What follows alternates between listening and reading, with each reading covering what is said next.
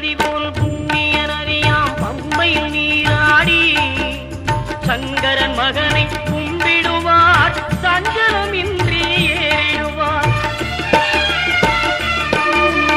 நீலிமலை ஏற்றம் சிவபாலனும் ஏற்றிடுவார். காலமெல்லாம் நமக்கே அருள்காவலனாயிருப்பார். தேகபலம் தா பாதபலம் தா தேகபலம் தா பாதபலம் தா தேகபலம் தா என்றார்.